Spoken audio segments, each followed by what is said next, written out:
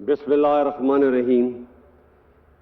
جناب صدر مملکت اسلامی جمہوریہ پاکستان، شہدائے پاکستان کے عظیم اہل خانہ، بہادر غازیوں، سینٹ اور قومی اسمبلی کے ممبران، جنرل آفیسرز، مہمان گرامی اور خواتین و حضرات، السلام علیکم۔ آج یوم دفاع اور شہدائے پاکستان کے موقع پر آپ سے خطاب کرنا میرے لیے اعزاز کا باعث ہے۔ بلا شبہ دفاع وطن ایک مقدس فریضہ ہے جو ہمیں جان سے بھی زیادہ عزیز ہے۔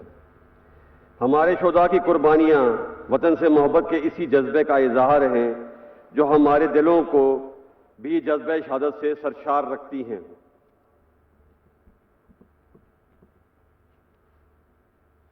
قیام پاکستان سے لے کر آج تک کے مستحکم پاکستان تک کا سفر پاکستانی قوم کے جذبوں، ایثار اور وطن سے محبت کی عظیم روایات سے مزین ہے۔ ہمارے بزرگوں نے اپنی قربانی سے آزادی کی جو شمع جلائی، اسے ابتدائی سے کڑے امتحانوں کا سامنا کرنا پڑا۔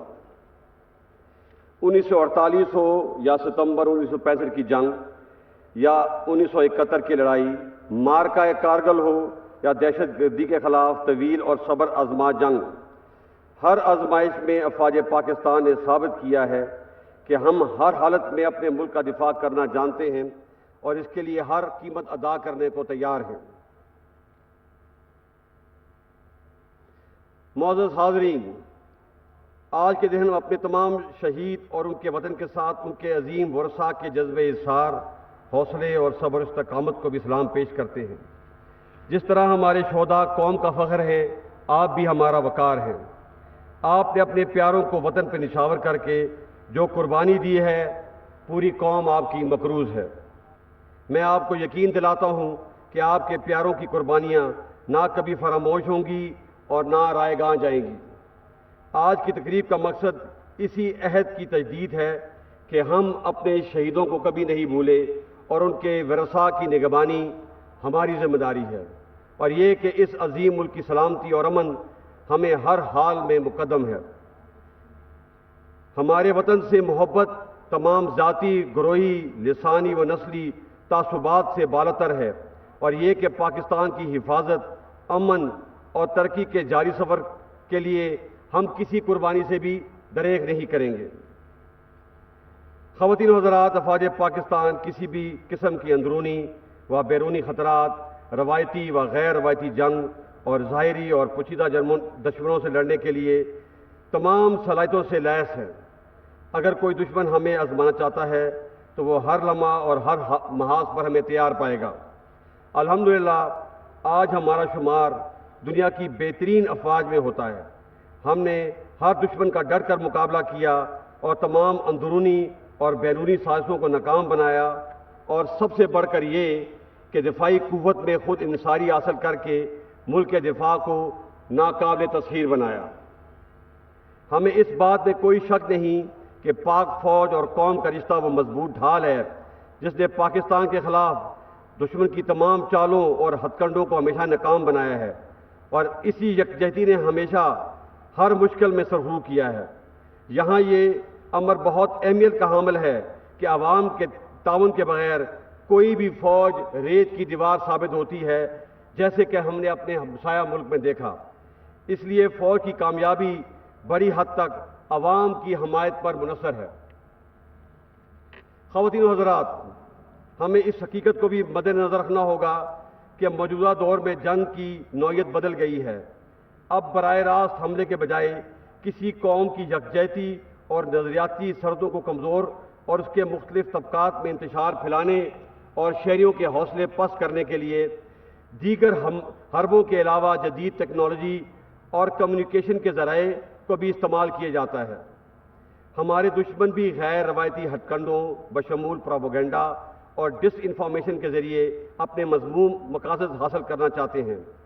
بیرونی دشمنوں کے تمام حربوں اور چالوں سے تو ہم آگاہ ہیں، مگر ہمیں اندرونی انتشار پھیلانے والے کچھ عناصر کے ساتھ سختی سے نمٹنا ہوگا۔ ہم سب کے لیے لمحہ فکریہ ہے کہ کچھ لوگ ملک دشمن عناصر کے ہاتھ میں استعمال ہو رہے ہیں۔ اس منور یا تدبیر کو عرف عام میں ہائیبرڈ یا 5th جنریشن وار کہا جاتا ہے۔ اس کا مقصد پاکستان کی جڑوں کو کھوکھلا کرنا اور ملکی سالمیت کو نقصان پہنچانا ہے۔ ہم انشاءاللہ ان منفی عزائم کو کبھی کامیاب نہیں ہونے دیں گے۔ ایسی مشکل اور پیچیدہ صورتحال افواج پاکستان اور قوم کی باہمی اعتماد اور اخوت اور محبت کے رشتے کو اور بھی مضبوط کرنے کی متقاضی ہے۔ معزز حاضرین، یہ حقیقت بھی سب پر روز روشن کی طرح عیاں ہونی چاہیے کہ اس ارض پاک پر کسی پرتشدد رویے یا انتہا پسندی کی اب مزید کوئی گنجائش نہیں۔ طاقت کا استعمال صرف اور صرف ریاست کا اختیار ہے۔ افواج پاکستان اور قانون نافذ کرنے والے اداروں کے علاوہ کسی فرد یا گروہ کو اسلحے کی نمائش اور استعمال کی اجازت نہیں ہوگی۔ کسی شخص کو بھی یا گروہ کو علاقائیت، لسانیت، نظریے اور مذہب کی بنیاد پر ریاست کو بلیک میل کرنے کی اجازت نہیں دی جائے گی۔ بحیثیت قوم ہمیں یہ عہد کرنا ہے کہ ہم سب نے مل کر پاکستان کو قائد اعظم کی سوچ کے مطابق اعتدال پسند، پرامن اور ایک جدید اسلامی اور فلاحی ریاست بنانا ہے۔ خواتین و حضرات، جمہوریت میں پاکستان کی مضبوطی اور بقا ہے۔ اسے مزید مستحکم کرنے کے لیے ہم سب کو آئین کی پاسداری اور انصاف، برداشت اور بردباری کے اصولوں پر عمل پیرا ہونا ہوگا۔ تنقید برائے تنقید، نفرت اور عدم برداشت جیسے منفی رویوں کی حوصلہ شکنی کرنی ہوگی۔ پاکستان نے اگر ترقی کرنی ہے تو ہمیں اپنی انا اور ذاتی مفاد کو پس پشت ڈالنا ہوگا۔ اس جذبے اور اصرار کی زندہ مثال ہمارے شہداء ہیں۔ ہمیں ان سے سبق سیکھ کر آگے بڑھنا ہے۔ اور بقول امریکی صدر جان ایف کینیڈی، یہ مت پوچھئے کہ ملک آپ کے لیے کیا کر سکتا ہے، بتائیے آپ ملک کے لیے کیا کر سکتے ہیں۔ یہاں میں اس بات پر بھی زور دینا چاہتا ہوں کہ 21ویں صدی میں ہمیں ایک دوسرے کے خلاف جیو پالیٹکس کی روایتی منفی سوچ کے بجائے عوام کی ترقی اور خوشحالی اور علاقائی تعاون کے فروغ کے لیے جو جیو اکنامک ترجیحات، خطے کے اشتراک اور جدید ٹیکنالوجی کے حصول پر کام کرنا چاہیے۔ میں سمجھتا ہوں کہ اب تعلیم، صحت، infrastructure development, population control, climate change ہماری ترجیحات ہونی چاہیے۔ معزز حاضرین، ہم خطے کی صورتحال پر گہری نظر رکھے ہوئے ہیں، خاص طور پر افغانستان سے غیر ملکی افواج کے انخلاء کے بعد جہاں صورتحال امن و استحکام کا ایک موقع فراہم کرتی ہے، وہیں یہ مزید خطرات اور مشکلات کا پیش خیمہ بھی ثابت ہو سکتی ہے۔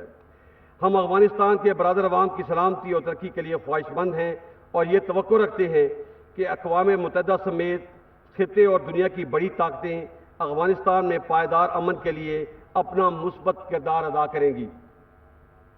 اس بات میں کوئی شک نہیں کہ 1979 سے افغانستان کے عوام نے بہت سی مشکلات کا سامنا کیا ہے۔ ہم جنگ کی تباہ کاریوں اور اس کے نتیجے میں پیدا ہونے والے افغان بھائیوں کی مشکلات اور دکھ درد سے نہ صرف آگاہ ہیں بلکہ اس درد کو محسوس بھی کر سکتے ہیں۔ پاکستانی قوم ہمیشہ کی طرح آج بھی اپنے افغان بھائیوں کے ساتھ کھڑی ہے۔ ہماری خواہش ہے کہ افغان لیڈرشپ تمام معاملات افہام و تفہیم کے ذریعے طے کرتے ہوئے افغان عوام کو امن اور خوشحالی سے ہمکنار کرے۔ ہم یہ بھی توقع کرتے ہیں کہ افغانستان میں ایک مستحکم اور تمام فریقین کے نمائندہ حکومت قائم ہو، انسانی حقوق بشمول خواتین کے حقوق کا احترام کیا جائے، افغان سرزمین کسی بھی دوسرے ملک کے خلاف استعمال نہ ہو، اور اس کے ساتھ ساتھ ہم یہ بھی توقع کرتے ہیں کہ دنیا اس مشکل گھڑی میں افغان قوم کو تنہا نہیں چھوڑے گی اور نہ کسی انسانی بحران کا شکار ہونے دے گی۔ اس سلسلے میں پاکستان دنیا سے ہر ملک سے تعاون کرنے کے لیے تیار ہے۔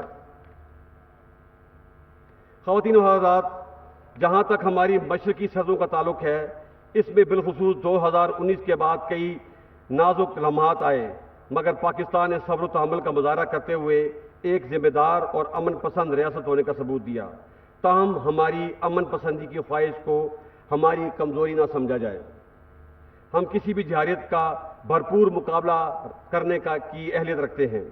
میں یہ واضح کر دینا چاہتا ہوں کہ پاکستان اور ہندوستان کے تعلقات کے درمیان کشمیر کا مسئلہ کلیدی حیثیت رکھتا ہے۔ ہم کشمیر کے بارے میں ہندوستان کے 5 اگست 2019 کے تمام یک طرفہ اور غیر قانونی اقدام کو رد کرتے ہیں۔ جو تمام بین الاقوامی اصولوں کے منافی ہیں۔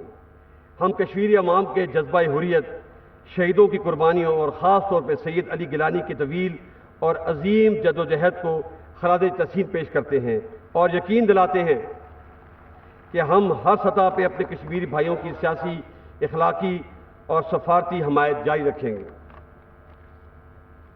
معزز حاضرین، آخر میں وطن کی آزادی، سلامتی اور حرمت پر قربان ہونے والے افواج پاکستان کے بہادر افسروں، سردار صاحبانوں، جوانوں، انٹیلیجنس ایجنسیز کے اہلکار، ایف سی، رینجر، پولیس اور لیوی کے شہداء کو سلام عقیدت پیش کرتا ہوں۔ یقیناً ان کی ثابت قدمی اور قربانی کی بدولت ہی ہماری آزادی کو دوام ملا ہے۔ میں شہداء کے لواحقین کے صبر و استقامت کو بھی سلام پیش کرتے ہوئے اس بات کا برملا اظہار کرتا ہوں کہ اس قوم کو دنیا کی کوئی طاقت شکست نہیں دے سکتی جس کی مائیں اپنے بیٹوں کو وطن کی حرمت پر قربان ہونے کے لیے پروان چڑھاتی ہیں۔ آئیے آج کا دن اور یہ لمحات شہدائے وطن و غازیوں کے نام کرتے ہوئے اس عہد کی تجدید کریں کہ ہم ان کے نقش قدم پہ چلتے ہوئے پاکستان کے مستقبل کو روشن اور پرامن بنائیں گے، اور ہم نے وطن کے تحفظ کی جو قسم کھائی ہے ہر قیمت پہ اس کی پاسداری کریں گے۔ اللہ تعالی ہمارا حامی و ناصر ہو۔ پاک فوج زندہ باد، پاکستان پائندہ باد۔